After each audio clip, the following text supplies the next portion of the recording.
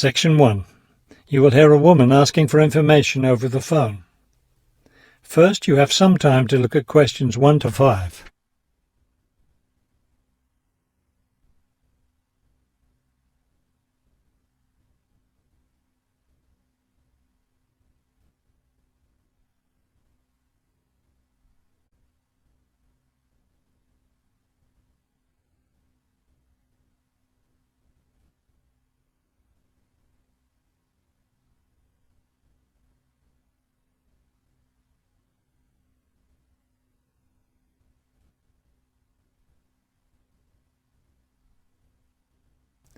Now we shall begin.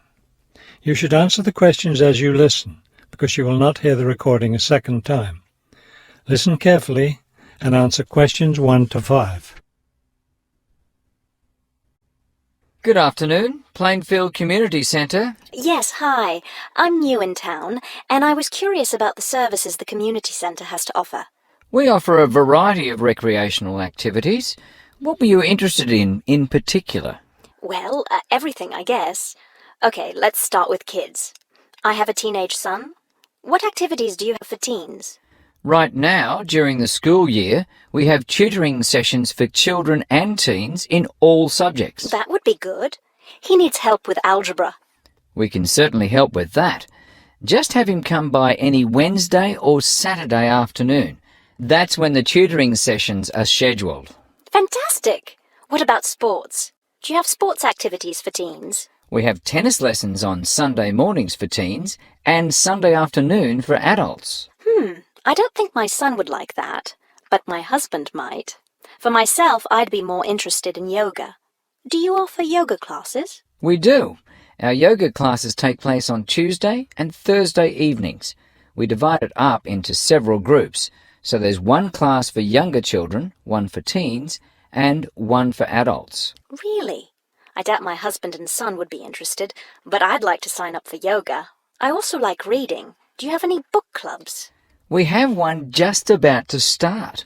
The first meeting will be next Friday morning. It will focus on early 20th century novels. Too bad it's Friday morning. I think my son would enjoy it, but of course he's in school at that time. Well, actually, that book club is for adults only.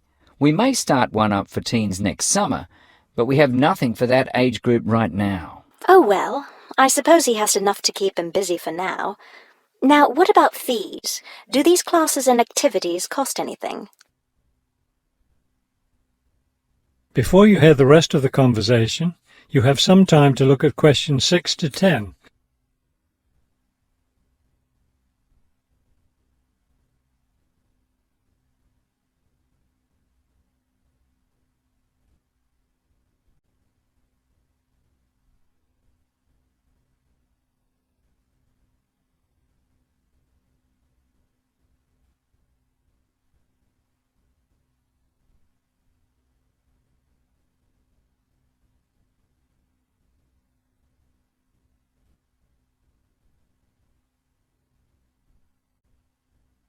Now listen and answer questions 6 to 10. There's a small charge for non-members for each class. However, they're all free to members. Would you be interested in becoming a member? How much does the membership cost? Not much at all. The yearly fee is $75 for individuals and $225 for families. What do I get with the membership? You get free access to all classes and activities, and you can use our facilities like the tennis court, the exercise room and the meeting room. It's not a bad deal, really. Could you tell me exactly where the centre is located? It's at 107 Elliott Street. Is that Elliot with 2 L's or 1 L? 1 L. E-L-I-O-T. It's right downtown. I think I know where it is. Do you have free parking? Yes. You can park just across the street. There's a garage there. That sounds easy enough. Maybe I'll come in one day next week and sign up for some classes. That would be fine. But don't come on Monday because we're closed that day. We're open Tuesday through Sunday. Oh, thanks for telling me. Maybe I'll stop in on Tuesday then. Can I pay for the classes with a personal cheque? We accept cheques and credit cards. Okay, thank you very much. You've been very helpful. That is the end of section 1. You now have half a minute to check your answers.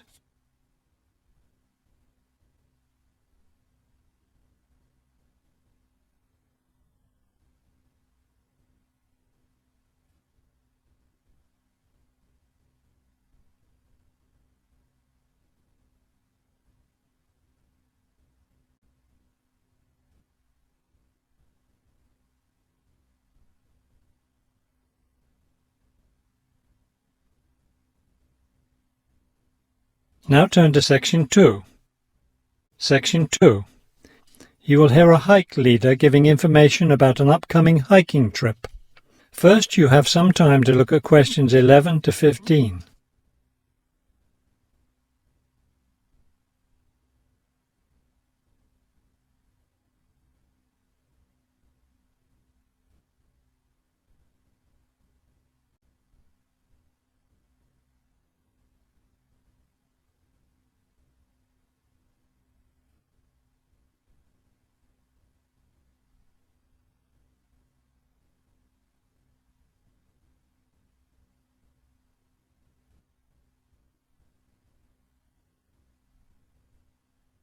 As you listen to the first part of the talk, answer questions 11 to 15. Good evening, everyone. As you know, this is our last meeting before we set off on our annual week-long hiking trip. So tonight I'll be telling you everything you'll need to know to be ready for the trip. Let's talk about equipment first. Having the right equipment is essential for your comfort and safety. First, you'll need a warm and comfortable sleeping bag. However, you won't need to worry about carrying a tent, since we'll be sleeping in shelters along the way. Also, part of the fee you've paid for the trip goes toward food, so you won't need to put that on your packing list either. We found, though, that it's more efficient for each person to bring his or her own dishes, so be sure to pack a plastic bowl, a cup, and a fork, knife, and spoon. That's all you'll need in the way of dishes. Perhaps the most important item to put on your list is a comfortable pair of hiking boots. Nothing ruins a hike more than getting blisters and sores from ill-fitting boots. So make sure your boots fit you right. Shoes and sneakers aren't adequate for the type of hiking we'll be doing. Of course, a backpack is necessary for carrying your equipment. Make sure you have one that's lightweight and comfortable to carry. Walking poles have become popular among hikers recently, but we don't recommend them. They can get in the way when too many hikers are using them at once, and some serious injuries have been caused. So it's best to leave those at home. Let's see, what else? Oh yes, some people have asked me about trail maps. They're available, but you really don't need them, as your hike leaders have scouted out the trail and will be guiding you along the way. And don't forget to bring a warm jacket. You may think you won't need one in this warm summer weather, but remember that evenings in the mountains can get quite cold. Is there anything else I need to tell you? Oh, yes, your guides will each be carrying a first aid kit, so that's one less thing for you to pack yourself. Remember, you'll be carrying your backpack all day, so keep your load light and don't overpack. Before you hear the rest of the talk, you have some time to look at questions 16 to 20.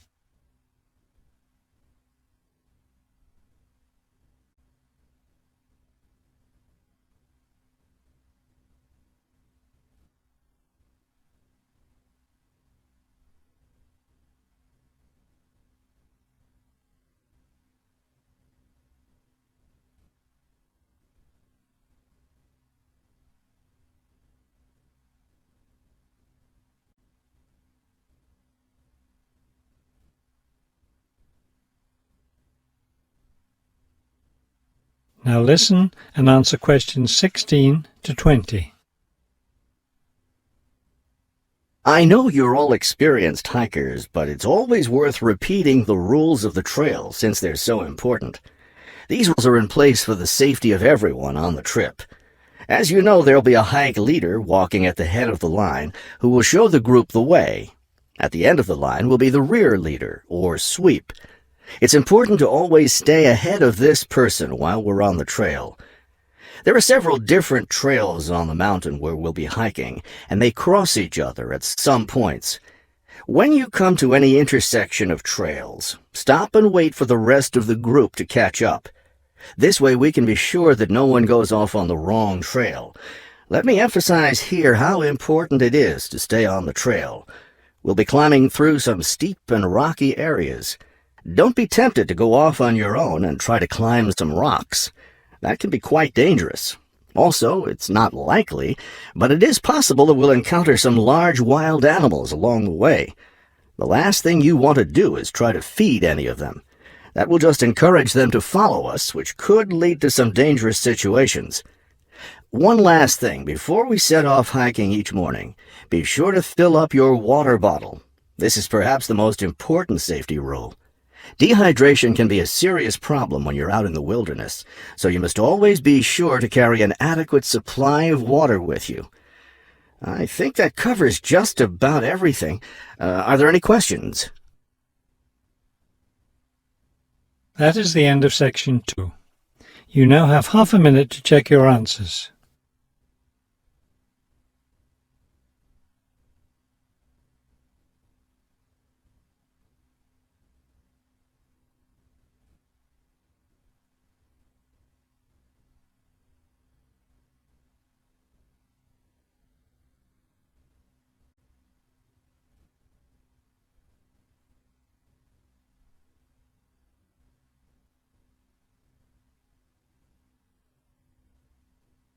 Now turn to Section 3. Section 3. You will hear a conversation between a university student and a faculty advisor about the requirements for the student teaching semester.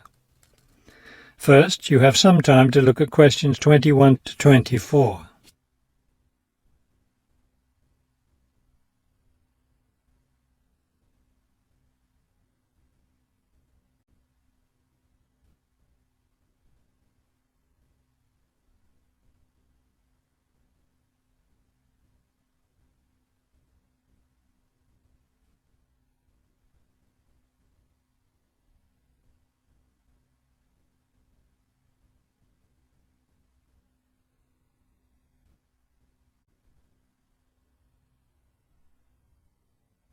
As you listen to the first part of the conversation, answer questions 21 to 24.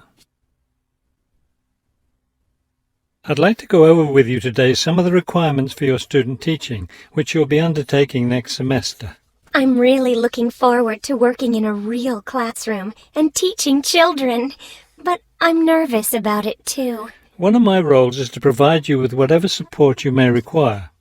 One thing that helps me do that is to know what you're doing in the classroom, so I require all my students to keep a journal about their teaching experience.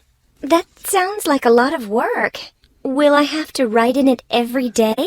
Yes, if you can. You'll give it to me at the end of each week. Another thing I'll want from you is a few sample lesson plans. I'll let you know ahead of time exactly how I want you to do them. Several of us from the university will be student teaching at the same school. Are we supposed to get together regularly to discuss our work? I'll meet with each student teacher individually, but you aren't required to meet with each other. Of course, you can talk together as much as you want. You will, however, have to observe some of the other teachers in the school, besides the teacher you'll be working with. Then will I get an evaluation from my supervising teacher at the end of the semester? Actually, no. I'll do your evaluation, and I'll base it on several things. One is your required portfolio, which will contain samples of your class activities and your students' work. Another important thing is your term paper. Then there won't be a final exam? No, we don't feel that's necessary for student teaching. Before you hear the rest of the conversation, you have some time to look at questions 25 to 30.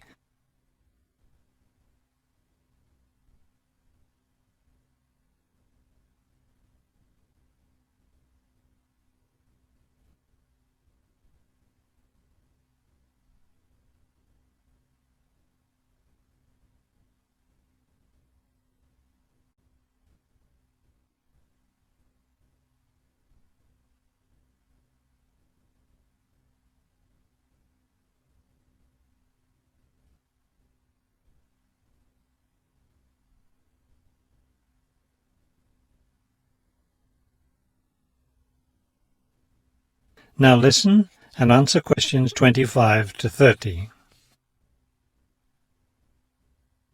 I know I have to get an agreement form signed. Since you're my advisor, are you the one to do that? No, that form is for your supervising teacher to sign, to document that he or she agrees to have you in the classroom as a student teacher.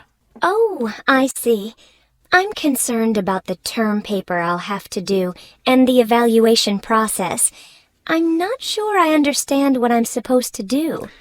Regarding the term paper, the first thing is to choose a topic. It should be related to your teaching work.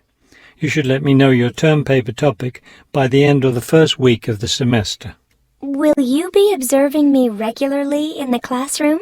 Yes, and during the fourth week of the semester, we'll have our first evaluation meeting to discuss my observations.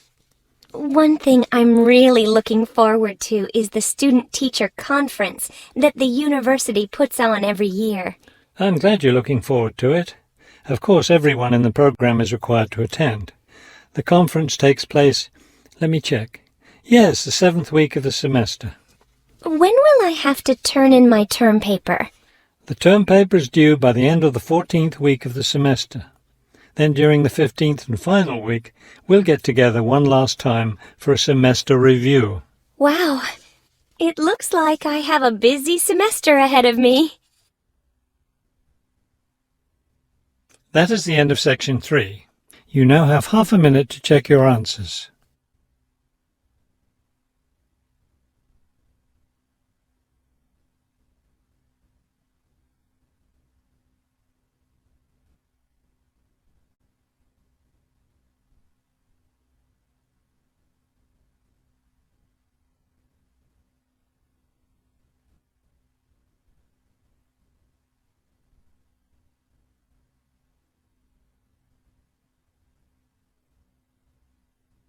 Now turn to Section 4. Section 4. You will hear a lecture about customer psychology. First, you have some time to look at questions 31 to 35.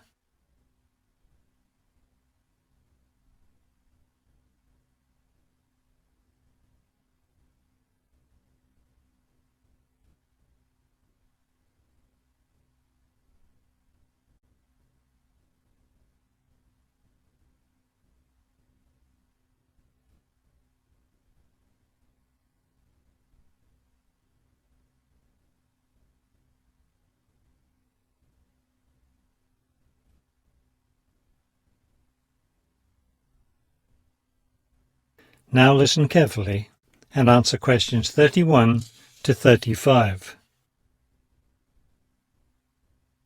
An understanding of customer psychology is an invaluable aid for retailers looking for ways to increase sales. Much can be done to the store environment to encourage shoppers to linger longer and spend more money. The first aspect to consider is the physical organisation of the store. Placement of merchandise has a great deal of influence on what customers buy. For example, a common practice among retailers is to place the store's best-selling merchandise near the back of the store. In order to get to these popular items from the front entrance, customers have to walk down aisles filled with merchandise that they might not see otherwise. Carpets are also used to direct customers through particular areas of the store. Retailers choose carpets not only for their decorative or comfort value, but also because lines or other types of patterns in the carpets can subtly guide shoppers in certain directions. Besides encouraging shoppers to go to certain areas of the store, retailers also want to keep them in the store longer. One way to do this is to provide comfortable seating throughout the store, but not too close to the doors. This gives customers a chance to rest and then continue shopping. Retailers can do a number of things to create a pleasant atmosphere in the store, thereby encouraging more purchases. Music is commonly used, not as entertainment, but as a calming influence. It can slow the customer's pace through the store, making them spend more time shopping and consequentially making more purchases. Scents are also used in various ways. Everyone has had the experience of being drawn into a bakery by the smell of fresh bread. Experiments have been done with other types of scents as well. For example, the scent of vanilla has been used to increase sales in clothing stores. Before you hear the rest of the talk, you have some time to look at questions 36 to 40.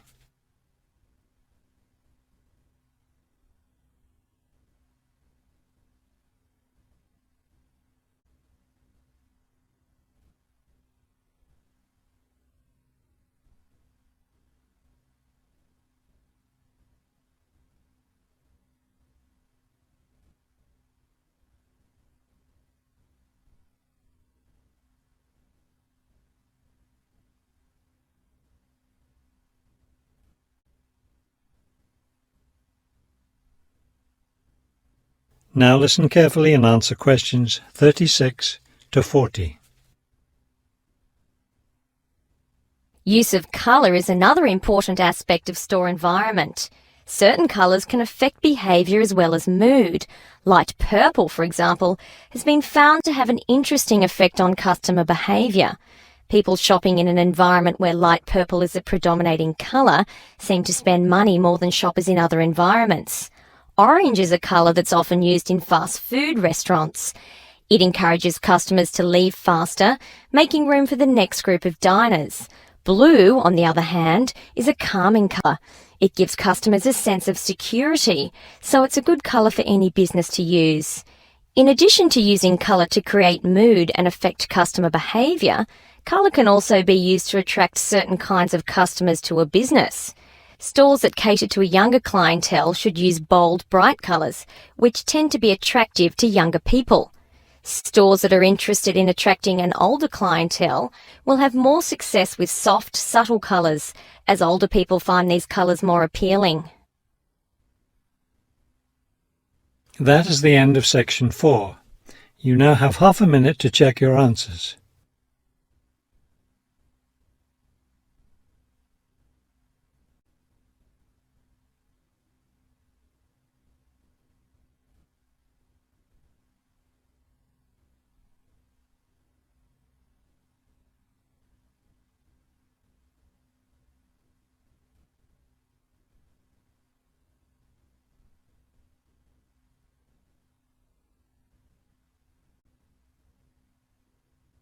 You will now have 10 minutes to transfer your answers to the listening answer sheet.